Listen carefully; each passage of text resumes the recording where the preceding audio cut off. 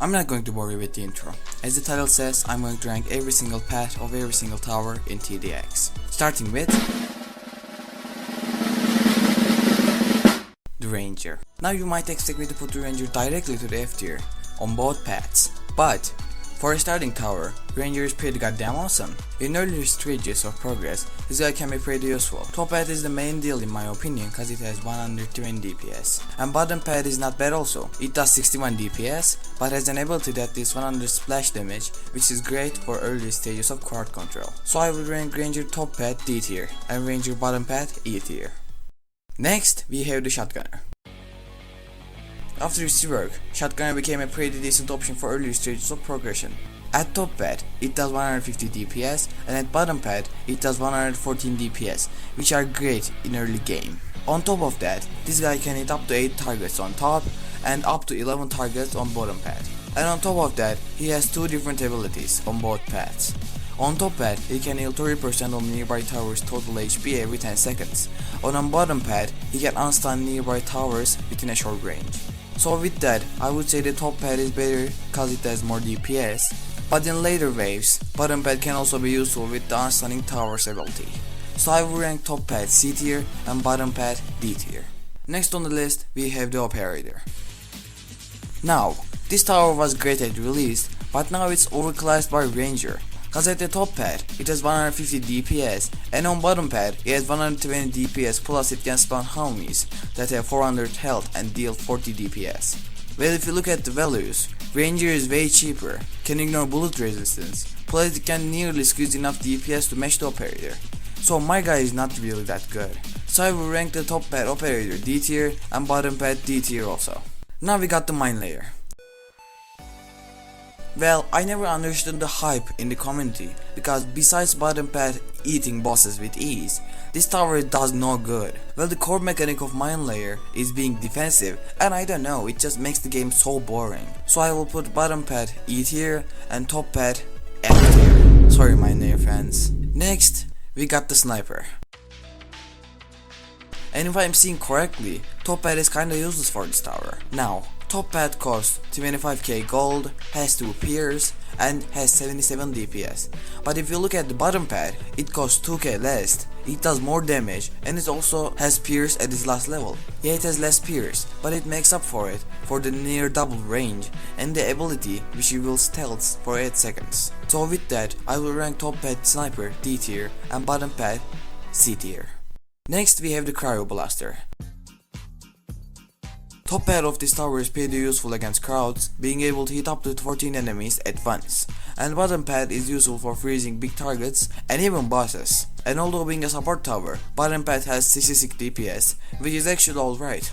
But I feel like bottom pad is a tiny bit better than the top pad, so top pad goes to C and bottom pad goes to B tier. Now we have the Missile Trooper.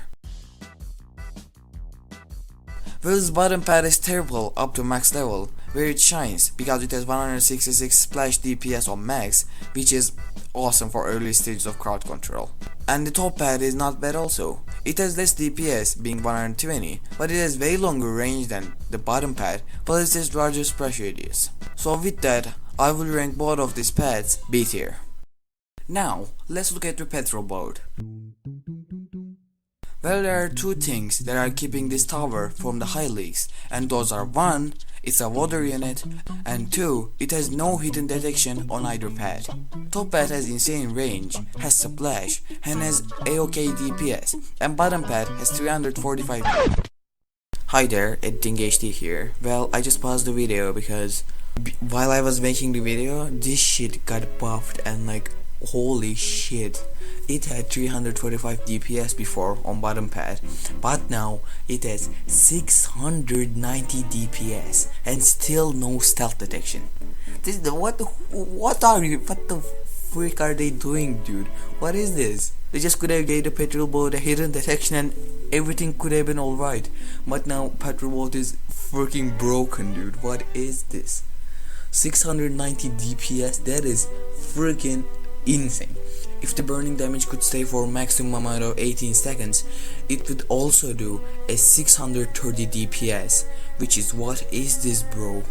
Petroball bottom pad is a cheaper and way more stronger juggernaut now. This is hella insanely broken, bro. I don't remember what rank I put it in, but right now it is A+. It might even be S tier, but I'm still not going to put it in S tier because water unit, but it is now A tier, dude. Bottom pad is insanely broken. Bottom pad is insane. Anyways, let's continue the video. DPS, which is great, has insane afterburn but has a small range.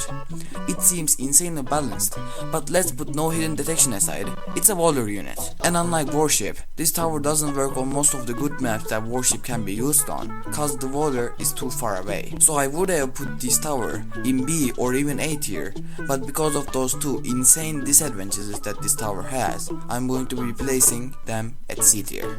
Now here we have one of the best towers in the game, which is the farm. So bottom pad farm is a solid and stable way to earn cash and it's easier to use. And when we look at the top pad, it seems like it gives less cash and it heals your base every wave. Well actually, top pad farm can get affected by nearby towers and if you play right, it can give up to 6,845 cash per wave per farm, which is awesome. And with that, I would rank bottom pad farm A tier and the top pad farm, this video's first, S tier. Farm is a solid great tower. Next, we got the Barracks. This tower was everywhere when it was first released, but now it's gone, it's fell off, and I don't know why. But although now not many people and strategies using it, it's still a pretty good tower.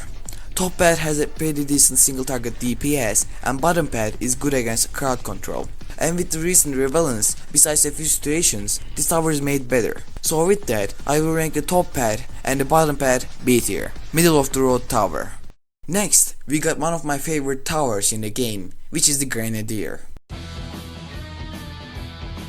Well, both top and the bottom pad have the same DPS being 90, but top pad is more suitable for crowd control, being able to hit up to infinite enemies at once, while the bottom pad is able to stun enemies up to a second every throw, but sadly it cannot stun big zombies. But although not being able to stun big enemies, bottom pad is insane because of stunning and able to stall enemies and be a great support tower.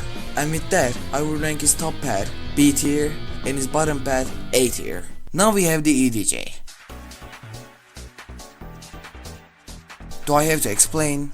Top pad is insane awesome, being able to increase nearby towers fire rate up to 60% while giving them range buffs. And although bottom pad being slightly worse than the top pad, it still is pretty good. Now I want to give the devs a suggestion. Bottom pad has a problem. The main point of the bottom pad is giving discounts, but the discounts doesn't work on the last levels. And yeah, if the whole 30% discount worked on the final upgrades, bottom pad will be unimaginably broken. But for the most towers, the unaffordable part is the last upgrade, and I would recommend at least giving like a 10% discount bonus on the last levels. That would help the bottom pad a lot. And anyways, the bottom pad is, although everything I just said, is A tier, and the top pad is, you guessed, it's S. No, it's not the S tier, it's the Sigma tier, baby. Woo! Now we got the main deal himself, John Roblox. But before anything, I want to say something. They should make him have hidden detection earlier. You literally cannot see hiddens until you spend 58k gold. Anyways, his top pad early levels are great for cheap ignore bullet resistance damage, and his max level DPS and ability are awesome. Then there is the bottom pad. It is 30k cheaper than the top pad, has less DPS, but it can hit up to 4 targets at once. Plus on top of that, he has an ability where he can swing his axe, dealing 2000 damage up to 8 enemies. And I just learned this, but he has a railgun passive ability.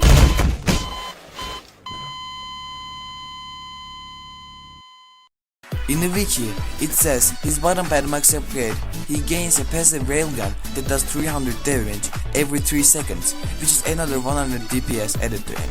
Well, he's good, and I would rank both of his pads A tier. Next up, we got the laser gunner.